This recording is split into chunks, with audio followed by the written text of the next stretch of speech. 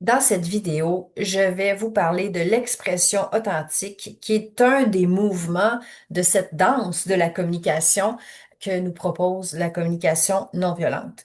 Donc, l'expression authentique, c'est un des mouvements qui est indissociable des deux autres et de tous les autres éléments du modèle de la communication non violente. Alors, cette vidéo va être en même temps un survol, une récapitulation du modèle de la communication non violente. Alors, quels sont les trois mouvements dans lesquels s'inscrit celui-là, de l'expression authentique? On a le premier mouvement qui est l'auto-empathie. L'auto-empathie, cette connexion à moi-même où je vais aller voir, OK, comment je me sens, qu'est-ce qui s'est passé qui a déclenché ça et quelle est la cause de mon sentiment, donc le besoin sous-jacent qui appelle à être nourri quand mon sentiment est désagréable ou qui me signale qu'il est nourri quand mon sentiment est agréable. Donc, vous reconnaissez ici les éléments du modèle, l'observation, les sentiments, les besoins et la demande. Alors, l'auto-empathie, c'est quand je fais ce mouvement vers moi pour aller voir où j'en suis par rapport à ces quatre éléments. Ensuite, le deuxième mouvement, l'écoute empathique, c'est quand je tourne mon attention vers l'autre pour aller voir qu'est-ce que l'autre personne vit, qu'est-ce qui a déclenché ça, ses besoins et la demande, donc qu'est-ce qui pourrait nous rendre la vie plus merveilleuse, qu'est-ce qui pourrait répondre à ces besoins-là. Le troisième mouvement de la danse, de la communication non violente, l'expression authentique, c'est là où je vais aller partager à l'autre les fruits de mon auto-empathie, que ce soit une auto-empathie rapide, minute, ou un processus plus long où je prends vraiment le temps de rentrer à l'intérieur, démêler tout ça. Alors, on va encore une fois dans l'expression authentique aller exprimer, bon, qu'est-ce qui s'est passé qui a déclenché mon émotion, le sentiment, l'émotion qui m'habite, donc l'impact de cette action-là, cet événement, cette parole, ce geste, l'impact, donc les sentiments. Qu'est-ce que ça touche au fond, les besoins? Donc, qu'est-ce qui est important pour moi que je ne vis pas quand mon sentiment désagréable me signale qu'il y a un besoin pas nourri? C'est quoi que j'ai le goût de vivre? Donc, c'est ça que je vais faire le cadeau à l'autre. Je vais faire le cadeau à l'autre de lui exprimer qu'est-ce que j'ai le goût de vivre au fond. Et quand il se passe telle ou telle chose, je le vis pas. Et la demande qui est très importante parce que c'est là où on va mettre dans l'action, dans le concret, dans le réel, des manières de le vivre.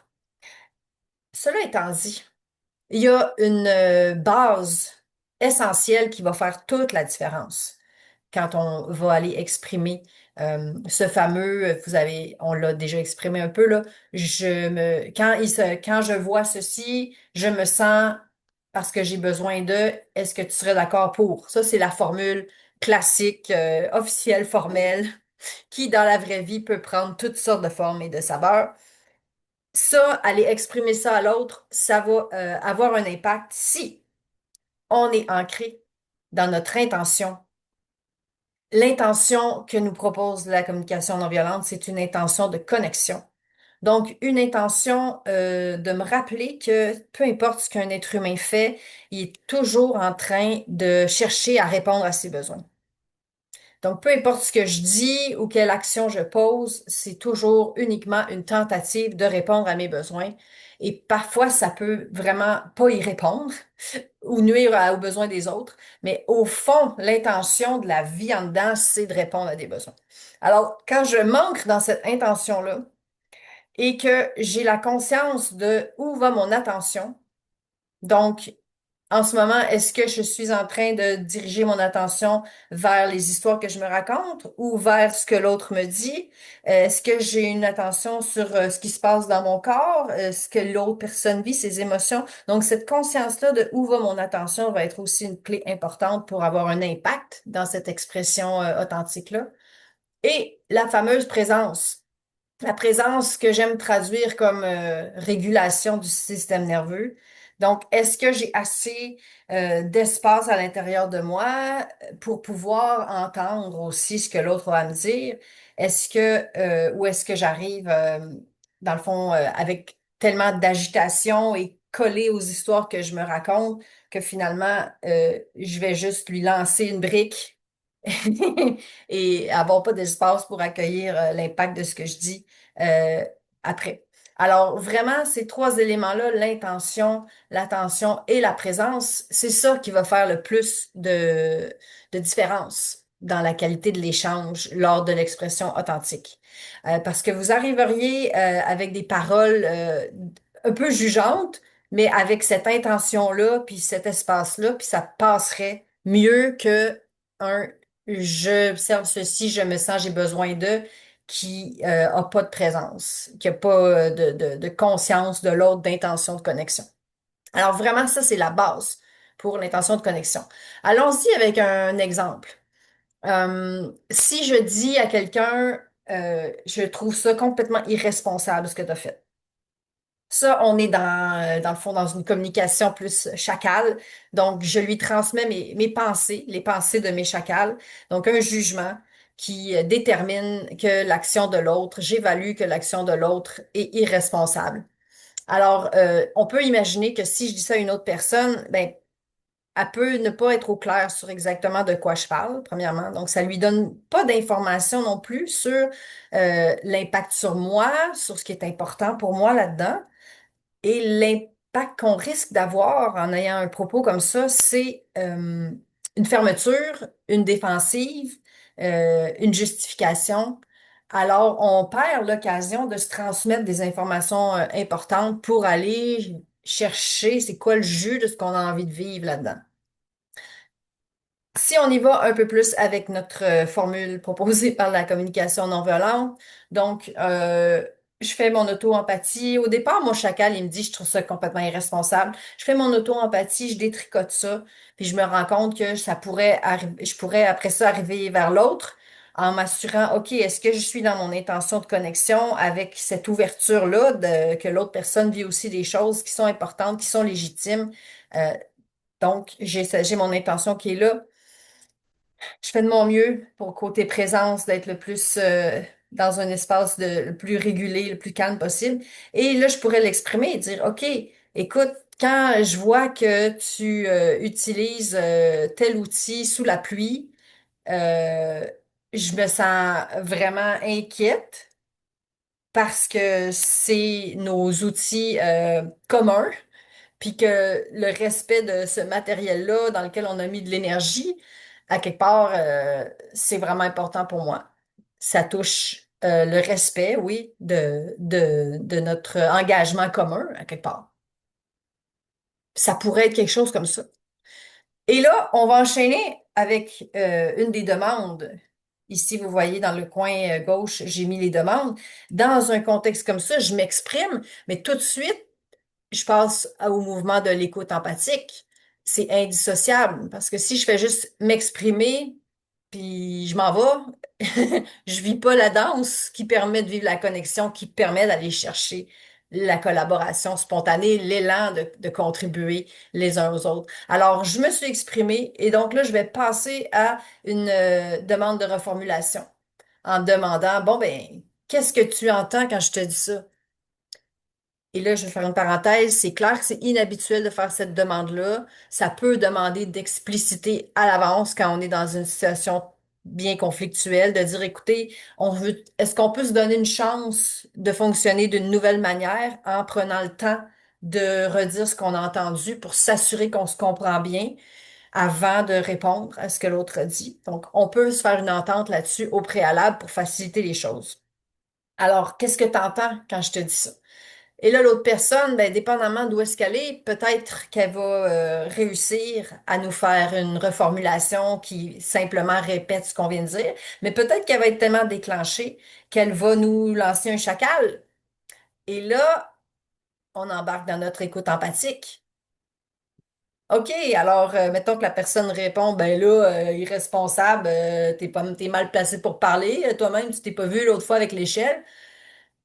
Alors, là, j'ai le choix d'aller vers l'auto-empathie, l'écoute empathique ou l'expression authentique. Ça se peut que je fasse une mini auto-empathie pour faire comme, oh, OK, je reçois quelque chose, je reçois cette parole-là, ça se contracte à l'intérieur. Je vois que j'aurais une préférence pour recevoir de l'accueil, de l'écoute. Est-ce que j'ai de la place pour continuer, moi, à vivre mon intention de connexion? Oui, ok, j'en ai un peu. On continue. Alors là, je vais choisir mon écoute empathique en proposant une reformulation à l'autre. OK, fait que ce que j'entends, c'est que quand je te parle de ton utilisation de la scie sous la pluie, toi, ça vient te chercher sur l'autre fois que j'ai utilisé l'échelle, puis ça te fâche aussi la façon que je l'ai utilisé, par exemple. Donc, j'essaie une petite reformulation et là, on voit ce que l'autre personne répond. Alors, c'est pour ça que c'est vraiment une danse. Alors, parler de l'expression authentique toute seule, il n'y a pas tant à dire. Et ce qu'il y a à dire, au fond, c'est essayer d'exprimer l'impact sur moi d'une observation de quelque chose qui s'est passé, l'impact sur moi, puis ce que j'ai envie de vivre, ce qui est important pour moi. Après, ben, pour que ça ait de l'impact, ça s'imbrique avec toutes les demandes, toutes les trois mouvements, donc auto-empathie, écoute empathique, expression et les demandes. Donc là, j'ai parlé de la demande de reformulation. Mettons que la personne en face, elle aurait eu la possibilité de simplement reformuler en disant, ben, ce que j'entends, c'est que quand tu me vois utiliser l'autre jour la scie sous la pluie, ça te fâche parce que tu aurais le goût que je respecte le matériel commun dans lequel on a mis notre argent, notre énergie.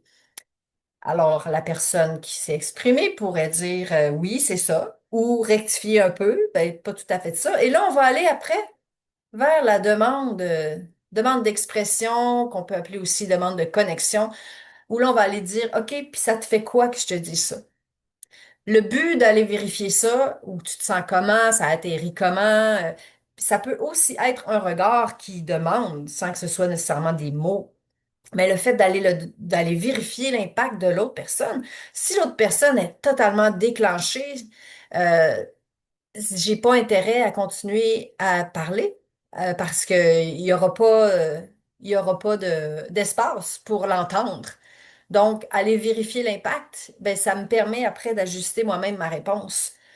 Alors, la communication qui est proposée dans la communication non violente, c'est vraiment une communication où on est à l'écoute l'un de l'autre. Donc, je te dis quelque chose, mais après ça, je te donne la possibilité de me dire ce que ça te fait, je t'écoute. Donc, on est vraiment dans un mouvement comme ça, de cette danse-là, avec toujours cette intention de connexion à ce qui est important pour l'autre, à ce qui est important pour moi. Et l'idée, c'est de mettre tous les besoins au centre de la table et de trouver après ça une stratégie qui va permettre d'y répondre. Maintenant, imaginons que j'ai fait mon expression authentique en disant, écoute, quand je te vois travailler avec cet outil-là sous la pluie, je suis vraiment inquiète, mal à l'aise. C'est comme le respect de notre matériel commun. Ça touche un peu l'engagement, toute la préservation de l'énergie qu'on y met. Ça te fait quoi quand je te dis ça? Ou qu'est-ce que tu entends quand je te dis ça? Allons-y avec la reformulation. Qu'est-ce que tu entends quand je te dis ça? Ben, si l'autre personne, elle réagit, comme je le disais tantôt, comme possibilité, qu'elle se mettrait à m'accuser, moi, de d'autres choses, et que là, je regarde les choix que j'ai, auto-empathique, écoute empathique, expression authentique. Tantôt, dans l'exemple, je suis allée vers l'écoute empathique, d'aller faire une reformulation de moi, ce que j'entends de l'autre personne. Mais mettons, là, que je fais ma petite empathie minute, puis je vois que, oh, je suis sur le bord de crier, j'ai vraiment aucun espace pour aller faire, cette écoute empathique-là. Ben à ce moment-là, je peux aller vers une demande d'action qui va être une demande à moi-même de dire, OK, je vais mettre un terme à cette conversation pour le moment et aller me donner de l'empathie et donc dire à l'autre, écoute, je vois que là, j'ai besoin de l'empathie sur ce sujet-là. Est-ce que toi, tu es en mesure de m'en donner ou je peux aller peut-être écrire, marcher, passer un petit moment avec moi-même, appeler un copain, copine d'empathie pour en recevoir. Donc, nommer que en ce moment, je n'ai pas la présence, l'attention, je suis plus capable de me relier à mon intention dans l'instant. Alors, parfois, c'est ce qui est le plus, en guillemets, honnête à faire, de nommer qu'il n'y a pas la capacité chez moi en ce moment de me relier. Et là, il peut se passer toutes sortes de choses. Donc, c'est pour ça qu'on parle d'une danse, parce que peut-être que l'autre personne va faire, ah, OK, ben oui, garde, oui, je peux t'en donner de l'écoute en ce moment, ou non, moi non plus, je vais pogner les nerfs. Mais de nommer, un peu ces réalités-là, d'en tenir compte, puis de faire des choix en fonction de ça, ça donne vraiment des meilleures chances d'avoir un échange de qualité, un dialogue de qualité où on va pouvoir prendre en considération les deux personnes, ce qu'elles vivent et ce qu'elles veulent vivre. Autre point très important, la fameuse concision. Donc, dire des petits bouts, puis aller vérifier ce que l'autre entend et ce que l'autre ressent. Et ça peut avoir donc deux impacts importants. Le fait de faire des petits bouts, ben, c'est que des fois, quand on parle plus longuement, l'autre personne en face, à un moment donné, son attention décroche. Ça peut être ça qui peut arriver. Et puis aussi, quand on en dit beaucoup de la shot, l'autre personne en face, quand on va aller lui demander de reformuler, ben là, elle va être un petit peu perdue de quoi reformuler des 5 dernières minutes où tu as dit beaucoup de mots. Alors, ça se peut qu'on perde des informations importantes qui ont besoin d'être entendues puis qui ne le seront pas. Donc, vraiment, très, très favorable au dialogue, d'y aller par petits bouts puis de vérifier ce que l'autre entend, l'impact, puis de revenir après pour tisser à quelque part ce lien-là. Enfin, une petite nuance. Dans l'exemple que j'ai donné tantôt, j'utilisais, quand je reformulais l'autre personne, j'ai dit, ça te fâche que je t'amène, que je te fasse ce commentaire-là sur l'outil. Le ça te fâche. Ça, c'est une formule, qu'on peut, considérer comme qui enlève un peu la responsabilité. Parce que quand je dis ça me fâche, c'est comme si c'était le déclencheur, l'événement extérieur qui avait le pouvoir sur moi de me fâcher versus je suis fâché. Où là, c'est vraiment j'assume ma subjectivité, j'assume ce que je vis, ce qui se passe pour moi. En même temps, comme vous voyez, moi, dans le spontané de l'exemple que je vous ai donné, c'est sorti comme ça. Puis pour moi, ce qui est le plus important, c'est cette posture de s'intéresser à ce que l'autre vit. Alors, je fais le commentaire pour les personnes qui souhaiteraient avoir de la clarté sur les formules qui nous permettent de renforcer notre responsabilité versus des formules qui nous déresponsabilisent un petit peu, comme quand on dit, c'est ça, ça me fâche, ça m'énerve quand tu... là, c'est comme si on remet à l'autre la responsabilité de comment on se sent versus je me sens fâché, où là, on parle vraiment juste de ce qui se passe à l'intérieur. Maintenant, si vous avez envie de vous exercer à l'expression authentique, voici l'exercice que je vous propose. Donc, ça peut être de penser à quelque chose qui est arrivé avec une personne qui a pu vous déranger. Ou ça peut être aussi quelque chose de joyeux qui vous a fait de la joie. Et donc, de partir du jugement, quelque chose de l'ordre de ça m'énerve quand ou je trouve que tu es irresponsable, paresseux. Bon, vous partez du chacal, vous allez voir quand vous pensez à ça, quelles sont les observations, qu'est-ce qui s'est passé, qu'est-ce qu'une caméra aurait capté. Donc, ensuite, qu'est-ce que vous ressentez quand vous vous reliez à cet événement déclencheur-là? Qu'est-ce que vous ressentez vraiment 100% chez vous dans votre corps? Si c'est un sentiment intriqué qui apparaît de l'ordre de je me sens abandonné, pas respecté, méprisé, pas inclus, etc.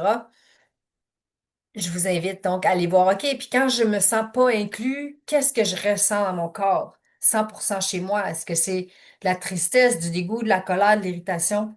Vous pouvez vous aider de la feuille des sentiments pour ça. Et ensuite, aller voir qu'est-ce qui est important pour vous là-dedans, qu'est-ce que vous avez le goût de vivre. Et puis, ça se peut que le qu'est-ce que vous avez le goût de vivre, ce soit au début un peu mêlé avec une stratégie de l'ordre de j'ai le goût de vivre que tout le monde ici range les outils à leur place puis les utilise dans les meilleures conditions pour en prendre soin, si je reprends mon exemple. Et ça, oui, c'est une stratégie. Puis ça répondrait à quoi? Est-ce que ça répondrait justement ben, au respect, à la collaboration, à la préservation de l'énergie, à la reconnaissance de l'énergie qui a été mise? Donc, descendre d'une couche en dessous, ce que ça fait quand on l'exprime à l'autre, c'est que ça nous permet de capter le pourquoi. Puis les êtres humains carburent beaucoup au sens. Alors, quand on capte le pourquoi l'autre est dérangé, ça a beaucoup plus de chances de nous mobiliser pour contribuer à ce que l'autre personne nous propose de vivre. Donc, Euh, c'est ça. Alors, qu'est-ce qui s'est passé? Comment vous vous sentez? C'est quoi le fond de la question? Pourquoi vous souhaiteriez que ce soit autrement? Et ben, ça peut vous amener à formuler une stratégie, une demande, quelque chose que vous aimeriez qu'il se passe. Et rappelons-nous que la demande est une invitation à co-créer. Donc, on met quelque chose sur la table, puis l'autre peut proposer autre chose. On danse ensemble là aussi pour trouver une solution qui va être au service des besoins de tous, pas juste des miens, mais aussi de la personne en face. Alors, voilà l'exercice que je vous propose. Et si ça vous tente de m'en redonner des nouvelles, ben, vous êtes les bienvenus. Oui, ben oui, puis attendez, c'est pas fini. Une fois que vous avez fait cet exercice-là d'auto-empathie, de clarifier tout ça, ben, je vous invite à vous pratiquer, à aller le nommer à la personne en lui faisant d'abord une demande de contact, comme on avait vu. Donc, est-ce que ça tu serais d'accord pour qu'on prenne 5 minutes pour que je te parle d'un truc qui est important pour moi? euh, dans vous donnant des conditions les plus favorables pour vous. Vous pouvez proposer un moment, un lieu, quelque chose de concret. Et ensuite, faites-la, votre expression honnête. Et pour vous donner une chance, vous pouvez le nommer, de dire, Hey, je suis en train de me pratiquer à intégrer une nouvelle approche. Donc, ça se peut que ce soit un peu moins naturel ce que je vais faire, mais j'aimerais ça m'essayer à me pratiquer. Est-ce que tu serais d'accord pour que je le fasse avec toi? Alors, vous mettez la table pour vous donner les meilleures conditions et ensuite, ben, allez-y de partager ce qui est important pour vous et d'écouter l'impact chez l'autre personne pour faire cette danse ensemble de connexion.